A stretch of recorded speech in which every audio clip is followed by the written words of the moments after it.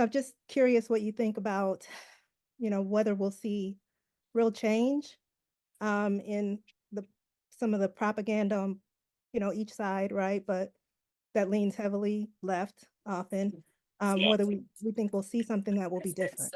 Yeah, it's a great question. There wasn't really a change after 16.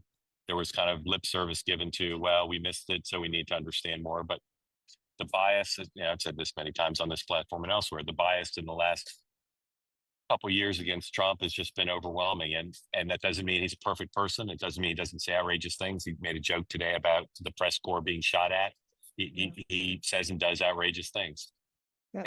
And words worse than outrageous. But the press bias is pronounced. And I think if you're looking for an indication about whether the press is willing to understand the level of egregious bias, I think you look no further than the complete failure of accountability on the press Democratic cover-up of Joe Biden's loss of mental acuity.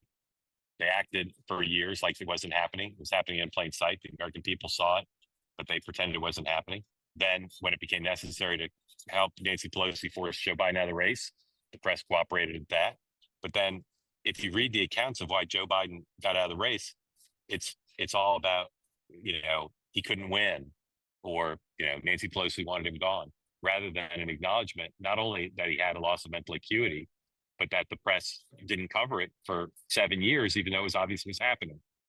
So that suggests to me that there's a great desire to pretend that the press isn't biased, and to a great reluctance to acknowledge culpability.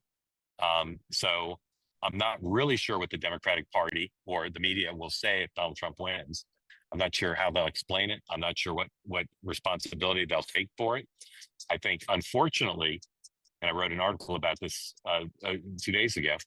Unfortunately, the preponderance of blame will not go to, well, Donald Trump actually is talking about issues that a lot of voters care about, or the Democratic Party on some issues has gone too far to the left. It will be Joe Biden screwed up by staying in for too long, and Kamala Harris didn't give a good answer on The View.